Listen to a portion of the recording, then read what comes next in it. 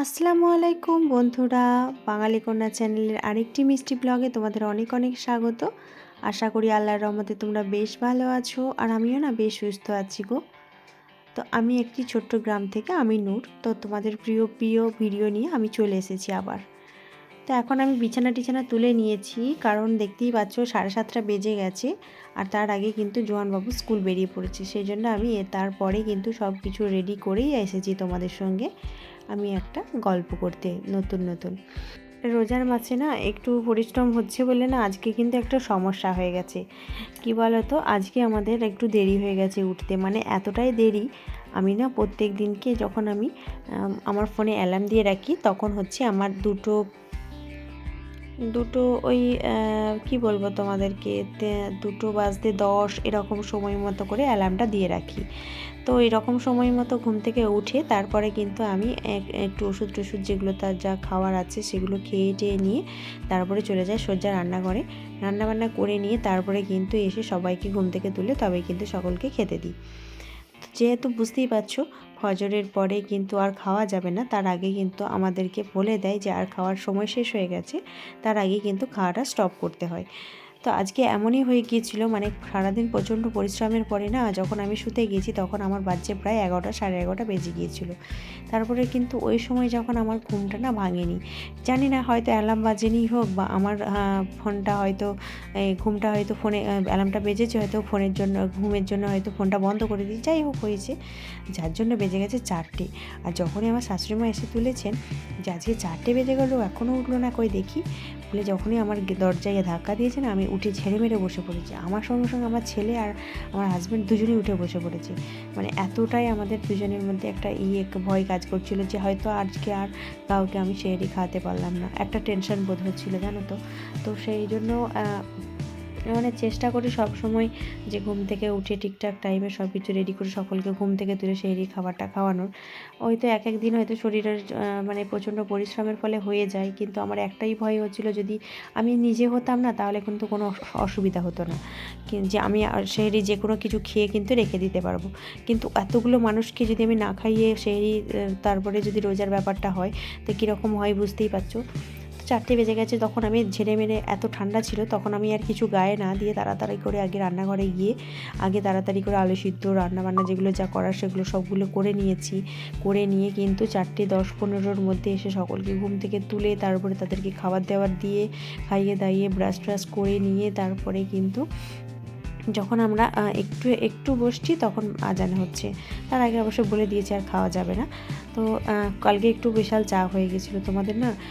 বলবো যে সেহরির অ্যালার্মটা কিন্তু একটু তোমরা যারা আমার মতো একবার দিয়ে রাখো তারা কিন্তু একটু 2-3বার দিয়ে রাখবে, যাতে করে না ঘুমটা তাড়াতাড়ি ভাঙে।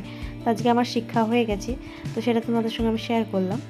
তো এখন দেখো আমি কিন্তু সব কাজকর্মের পরে চলে এসেছি। হাজব্যান্ডের যে জামা কাপড়গুলো রেখে গেছে সেগুলো এখন ডিটারজেন্ট দিয়ে ভালো করে কেচে নিচ্ছি। আর জোহানবাবু তো স্কুলেই গেছি, কারণ আমি এখন ফাঁকা, তাই যে যাবতীয় যে কাজগুলো থাকবে সেগুলো কিন্তু আমার তাড়াহুড়ো করে করা হয়ে যাবে। এখন জামা কাপড় শুধু মানে হাজব্যান্ডের নেই, হাজব্যান্ডের আছে, আমার দেওরের আছে, আমার শাশুড়ি মায়ের আছে, সকলের জামা কাপড়গুলো কিন্তু একসঙ্গে আমি ধুয়ে দিচ্ছি।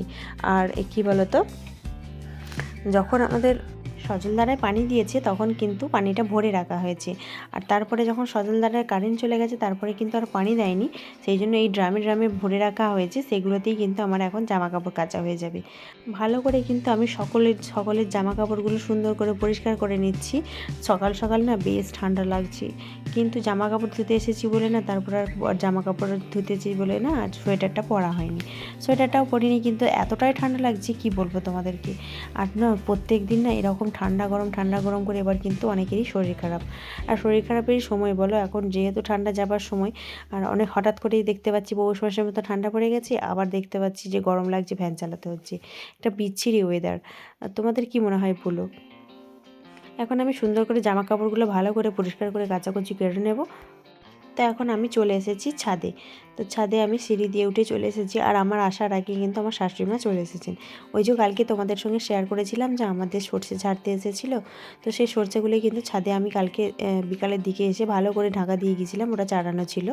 এখন আমার শাশুড়ি মা কী করেছেন, চারানো জায়গা জিনিসগুলো কিন্তু যেগুলো ঢাকা দেওয়া ছিল ঢাকাগুলো খুলে এখন কিন্তু ভালো করে পরিষ্কার করে নিচ্ছে, মানে যে কাঠি টাটিগুলো ছিল সেগুলো কিন্তু ভালো করে পরিষ্কার করছেন। তাই জন্য উনি কিন্তু আমার আগেই ছাদে এসে যাচ্ছে। তো আমি বেশিরভাগ দিনই কিন্তু সবার আগে ছাদে আসি, আজকে কিন্তু উনি আমার আগে চলে এসেছেন। তো এখন আমি রোদ দেখে ভালো করে জামা কাপড়গুলো মিলে দেবো, কারণ রোদের দিকে না দিয়ে দিলে কিন্তু সকাল সকাল শুকোবে না। সকাল সকাল যেই শুকিয়ে যাবে আমি কিন্তু তুলে নিয়ে যাই, আবার যেইগুলো যার জায়গায় সেগুলো তার করে দেয়। এইভাবেই কিন্তু আমাদের প্রত্যেক দিনের রুটিন, এইভাবে আমাদের জামা কাপড় ধোয়া হতেই থাকে। আর প্রত্যেক দিনে জামা কাপড় ধোয়া মানে বুঝতেই পারছো কতটা ধুতে হয়। অনেকেরই মানে আমাদের দুজনের, আমার হাজব্যান্ডের, আমার দেওরের ধোয়া হয়, তারপরে বাচ্চাটার রয়েছে, শাশুড়িমা শ্বশুরমশাইয়ের আছে, মানে বেশিরভাগ সময় কিন্তু অনেক জামা কাপড় হয়ে যায়, সেগুলো কিন্তু পরিষ্কার করে নিতে হয়। আর এই রোজার মাসে না এত কিছু কাজ একবারে করা মানে ভীষণ চাপ। অনেকে বলে রোজার মাসে চাপ কম, কিন্তু আমার মনে হয় রোজার মাসে সবথেকে বেশি চাপ থাকে। মানে এত কিছু কাজ একা হাতে সামলানো, তারপরে মানে সব কিছুর জন্য অ্যাডভান্স করতে হয়, হবে এই ব্যাপারটা থাকে না, সেই জন্য কিন্তু আমার একটু বেশিই চাপ মনে হয়।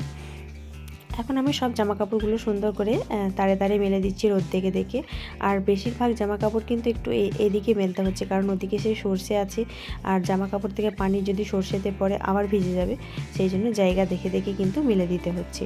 তো রোদ দেখে, আর এদিকে কিন্তু এই পাইপটায় যেটা আমি প্যান্টটা শুকিয়ে দিলাম, ওটা না বেশিরভাগ সময় হনুমান এসেই ফেলে দেয়, তো দিতেও ভয় লাগে, ওটাই সব সময় দেওয়া হয় না। তো আজকে যেহেতু জায়গা নেই সেহেতু ওইভাবেই কিন্তু ওখানে দিতে হচ্ছে। তো এখন হনুমান না কদিন দেখছি আসছে না, তো জানি না কি করবে। এখন আমার শাশুড়িমার সঙ্গে একটু দাঁড়িয়ে দাঁড়িয়ে গল্প করছিলাম, তারপরে কিন্তু এখন আমি চলে এলাম ড্রাগন গাছের কাছে। কালকে দেখতে পাচ্ছ ড্রাগন গাছগুলো পরিষ্কার করব বলেছিলাম, তো দেখো এখানে কতগুলো গাছের নিচের দিকগুলো ভেঙে রেখে দেওয়া হয়েছে। কেন বলো তো, যদি নিচের দিকগুলো না ভেঙে রেখে দেওয়া হয় উপরের দিকটা বাড়বে না, সেই জন্য নিচের দিকে যাই এগুলো সমস্ত কিছু ভেঙে ফেলে দিয়েছি।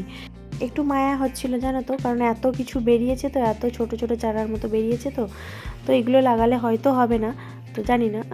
এখন আমার এগুলোকে সুন্দর করে পরিষ্কার করা হয়েছে, এগুলোকে কিন্তু এখান থেকে তুলে ফেলতে হবে। তো ছাদ থেকে ঘুরে আমি চলে এসেছি রান্নাঘরে, আর রান্নাঘরে এসে আমার বাচ্চাগুলোর জন্য কিন্তু একটু রান্না করব। আর ওরা তো দুপুরে ওদের জন্য রান্না করতেই হবে, নাহলে ওরা খাবে কি, যেহেতু আমরা সকলেই রোজা আছি, তো ওদের জন্য করব একটু আমি খিচুড়ি। সেই খিচুড়িটাই কিন্তু এখন আমি করব। তার আগে এখানে আমার বড় শ্বশুর এসেছেন দুধ নিতে, তো দুধটা আমি ঠিক করে রেডি করে দিয়ে দিচ্ছি। তারপরে কিন্তু আমি খিচুড়ির জন্য যে সবজিগুলো এনেছি সেগুলো কাটাকুটি করে নেব। এই একটা ব্যাপার আছে জানো তো, এই দুধটার ঝামেলাটা একটা অন্যরকম ঝামেলা।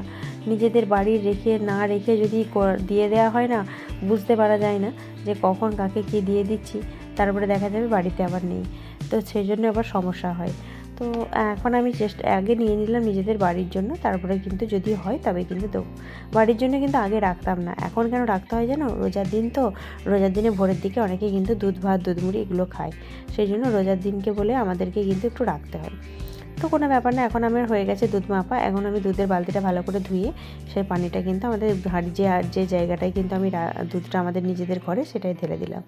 অনেকে কিন্তু পানি দিয়ে দুধ বিক্রি করে, তো আমরা কোনোদিন সেরকম করি না, কারণ আমাদের উপরওয়ালার কাছে গেলে কিন্তু সেই রক্ত দিয়ে সেটা শোধ দিতে হবে, সেটা আমরা জানি।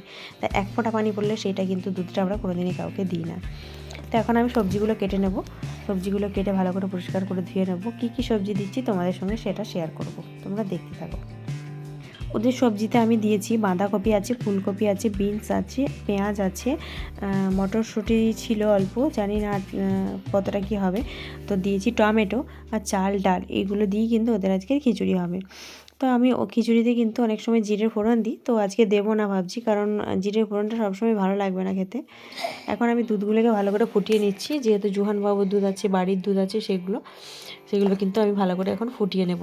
আর এদিকে কিন্তু আমি রান্নার জন্য জোগাড়টাও করে নিচ্ছি, মানে সব কিছু এখনকার রান্না, বা তারপরে যখন আমি রান্না করব দুপুরের দিকে তখনের রান্না, যেটা মশলা টশলা আছে নাকি সেগুলো সব কিছু দেখে কিন্তু আমি কিন্তু সব কিছুর জোগাড়টা সেরে রাখছি।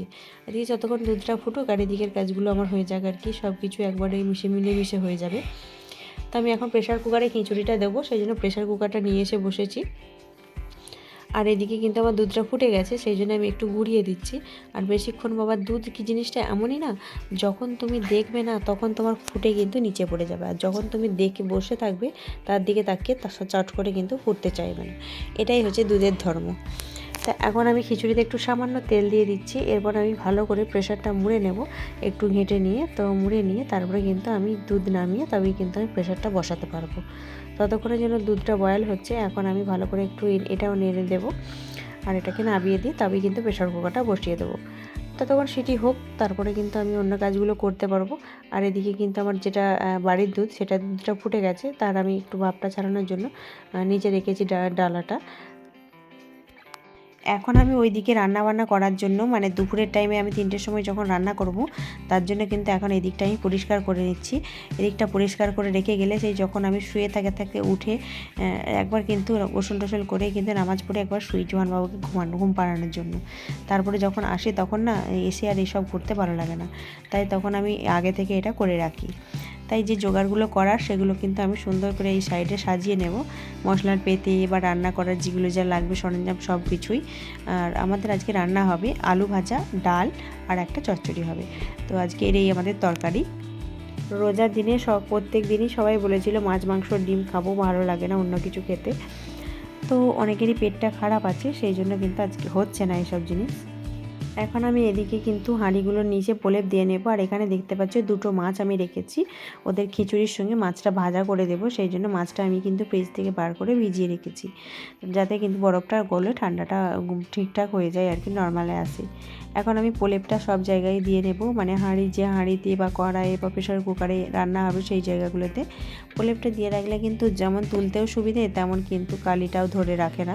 কালিটা শুধুমাত্র প্রলেপটার গায়েতেই থাকে, হাঁড়ি বা প্রেশারের গায়ে রাখে না। তো এখন আমি এইগুলোকে সুন্দর করে সাজিয়ে রেখে দেবো। আমার এখন দেয়া হয়ে গেছে প্রলেপ, আর এগুলোকে সুন্দর করে সাজিয়ে আমি এখানে রেখে দেবো। আর আমি এখন দেখতে পাচ্ছ এখানে সব কিছু আমার রেডি। আর একটু নেব ছাই, যেগুলো আমাদের বাসন কোসন মাজার জন্য প্রয়োজন হবে, তার সঙ্গে কিন্তু আমার ছাইটাও যেগুলো অল্প খোলার ছিল সেগুলো কিন্তু হয়ে যাবে। এই জন্য ছাইগুলো এখান থেকে আমি তুলে নিচ্ছি আস্তে আস্তে। এগুলোকে আমি ভালো করে আস্তে আস্তে চটকে নেব হাত দিয়ে, কারণ এগুলোকে না মিহি করে নিলে কিন্তু যখন ছাই দিয়ে বাসন কোসন মাজা হবে তখন কিন্তু খুবই অসুবিধা হবে। আবার অনেক সময় কি করি জানো তো, এই ছাইগুলোকে আবার একটা কিছু দিয়ে ভালো করে চালনি দিয়ে চেলে নিই, কারণ না হলে কিন্তু যে শক্ত মাটি টাটিগুলো থাকে সেগুলো না হলে আবার যখন বাসন কোসন মাজা হয় তার গায়ে লেগে যায়। সেইগুলো কিন্তু চেলে নিলে বেশ নরম নরম হয়ে থাকে, আর মাজা করতে বেশ ভালো লাগে। ছাইগুলোকে এখন মুঠো করে করে আমি ভালো করে ভেঙে নিচ্ছি এদিকটায়। আর এদিকে ছাই কিন্তু অল্প আছে, তাই আমি যেগুলো বড় বড় আছে সেগুলো হাতে করে তুলে সেগুলোকে আমি এখন ভেঙে নিচ্ছি। ছাইটা তোলা হয়ে গেছিলো, আর আমি গিয়েছিলাম কাঠ আনতে, তো কাঠের জোগাড়টা করে রাখবো বলে, তো এখান থেকে আমি কাঠের জোগাড়টা আমি করে রেখেছি। বাইরে থেকে কাঠগুলো নিয়ে এসে উনুন পাড়ে কিন্তু জোগাড় করে রেখে দিলে যখন রান্না করতে আসবো তখন কিন্তু তাড়াতাড়ি হয়ে যাবে, সেই জন্য বাইরে থেকে কাঠের ব্যবস্থাগুলো কিন্তু আগে থেকে করে রাখি। তারও আগের দিন কিন্তু এগুলোকে জোগাড় করে রাখি, এক জায়গায় রেখে দিয়ে আসি, তারপরে কিন্তু এটাকে যেদিনকে রান্না থাকে সেদিনকে নিয়ে এসে ঠিকঠাক করে রাখি। তা এখন আমি মাছটা ভাজার জন্য একটু মশলার জায়গা থেকে নিয়ে নিচ্ছি। মাছটা ভেজে রেখে দেবো ওদের জন্য, যখন ওরা ভাতটা মানে খিচুড়িটা যখন খাবে তখন মাছ দিয়ে খেয়ে নেবে। আর মাছ দিয়ে খিচুড়িতে খেতে ভালোই লাগে, তোমরা জানো সকলেই। তো এখন আমি এখানে যে লঙ্কা টঙ্কা বা নুন টুন লাগার কথা সেগুলোকে এখন মাছগুলোতে আমি দিয়ে নিচ্ছি। দিয়ে নিয়ে তারপরে কিন্তু আমি আমার যে জায়গাটায় ভাজবো মাছটা, সেটা কিন্তু আমি এখন নামিয়ে নেব, দিয়ে কড়াই বসাবো, ওতে গ্যাস অন করে, তাতে কিন্তু আমি মাছটা ভেজে নেব। আর এদিকে দেখি খিচুড়িটা হয়েছে নাকি। তো খিচুড়িটা এখনও কিন্তু একটা দুটো সিটি লাগবে, সেই জন্য একটু নরম আছে, আর একটু অল্প পানি দিয়ে কিন্তু আবার বসিয়ে দেব, যাতে আর দুটো সিটি হয়ে গেলে বেশ ঘাঁটা ঘাঁটা হয়ে যায়। তো আবার একবার গ্যাসটা অন করে নিলাম। এরপরে কিন্তু এখানে আমি প্রেশার কুকারটা চাপিয়ে দিয়েছি। এদিকে কড়াটা গরম হয়ে গেছে, তাতে আমি কিন্তু তেল ঢেলে দিলাম মাছগুলো দিয়ে ভাজাবো বলে। তো মাছ ভাজা খিচুড়ি অনেকেরই ভালো লাগে, তো যার যার ভালো লাগে অবশ্যই কমেন্টে জানাবে। আর তোমাদের কিন্তু আমার সঙ্গে গল্প করতে করতে আমার চ্যানেলে লাইক আর কমেন্ট করতে ভুলে গেছো, তারা অবশ্যই সুন্দর করে লাইক আর কমেন্ট করবে। যারা নতুন আছে তারা এখনও সাবস্ক্রাইব করনি, তারা অবশ্যই সাবস্ক্রাইব করে আমার পাশে থাকবে আর সাপোর্ট করবে বেশি বেশি। তো এখন আমি মাছ ভাজাটা হোক। তো আমার মাছ ভাজা বা যে কাজগুলো রান্না চালা সেগুলো হয়ে গেছে। এখন এসেছি আমি ঘরটা ভালো করে মুছে নিতে, তাই আমি ডান্ডায় পানি দিয়ে ভালো করে নিচড়ে নিয়ে চলে এসেছি। আর এখন আমি মোছামুছি শুরু করে দিয়েছি। মোছামুছিটা হয়ে গেলে কিন্তু আরও অনেক কাজ আছে, তোমরা দেখতেই পাচ্ছ সারাদিন আমি কত কাজ নিয়ে ব্যস্ত থাকি। এই কাজগুলো করে নেওয়ার পরে দেখো এখানে চলে এসেছে আমার জোয়ানবাবু। স্কুল থেকে আসার পর সমস্ত ড্রেস ছাড়িয়ে দেওয়ার পরে ও কিন্তু আবার চলে গেছে বাইরে খেলতে। তখন আমি অফ ক্যামেরায় ছিলাম, তো ও খাবার কোনো সিস্টেমই নেই, ওর বন্ধু এসে গেছে বলে ও আর বললো আমি এখন খাবো না। তো আমি আর কিছু জোর করলাম না, আমি আগে কাজটা কমপ্লিট করিই নি, যখন করতে শুরু করেছি তারপরেই খাওয়াবো। তাই আমি ওকে বললাম ঠিক আছে অসুবিধা নেই, তুমি বাইরে যাও, তারপর আমি তোমাকে ডেকে নিয়ে আসবো। যেহেতু ওকে না একটা করে টিফিন দেওয়া হয়, তো স্কুলের নিয়ম, তো সেই জন্য একটা করে টিফিন দেওয়া হয়। সেই টিফিনটা খাই বলে আমি ওই জন্য বেশি জোর করলাম না, যে আসার পরে যখন খেতে চাইছে না তখন কিন্তু আবার একটু পরেই খাওয়াবো। কাজটা যখন আমি করছি তখন আমি কমপ্লিটটা করিই না। সব ঘরগুলো কিন্তু আমার দেওয়া হয়ে গেছে। আর এখন আমি দিচ্ছি বারান্দাটা বেশ ভালো করে না মুছলে কী হয় বলো তো, বেশ ভালো করে না মুছলে কিন্তু সেই বালি কাঁকড়গুলো সে বিকালবেলা যখন আমি রোজার যে ইফতারের জোগাড়টা করি তখন কিন্তু ঠেকে পাই, তখন খুব অস্বস্তি লাগে। আর এই মোছাটা থাকার পরে সারাদিন আর বাচ্চাগুলো কিছু দুষ্টুমি করে না, আর ভালো করে মুছলে কিন্তু সেই জিনিসটা বেশ ভালো থাকে। তো এখন আমি ভালো করে পরিষ্কার করে মুছে নিচ্ছি, আর বাড়ির সমস্ত রুমগুলো হয়ে গেছে, আর বারান্দাটাই শুধুমাত্র বাকি আছে। এখন টিপে টিপে টিপে টিপে এইভাবে কিন্তু দিয়ে দিচ্ছি। আর আমার মতো করে কে এইভাবে ঘর মোছে তারা অবশ্যই কমেন্টে জানাবে। এখানে ছিল আমার শাশুড়ি মা, আর আমার শাশুড়ি মা আমার সঙ্গে একটু গল্প করছিল, আর আমি বলছিলাম গোসলটা তাড়াতাড়ি সেরে নিই। আর আমার শাশুড়ি মা আমার সঙ্গে আর আমার যে শাশুড়ি মার বোন তার সঙ্গে গল্প করছিল। তো বলে ঠিক আছে অসুবিধা নেই, তুমি তাড়াতাড়ি মুছে নাও, আমি গোসল করে নিচ্ছি, তারপর তুমি গোসল করবে। তো এইভাবেই আমাদের সারাদিন কাটতে থাকে। তোমাদের কেমন লাগে আমাদের সারাদিন কাটা দেখতে তোমরা অবশ্যই কমেন্টে জানাবে। তো আজকের মতো এখানে শেষ করলাম, পরবর্তী নেক্সট কোনো ব্লগে তোমাদের সঙ্গে আবার দেখা হচ্ছে। টাটা, খোদা হাফেজ, সবাই ভালো থেকো।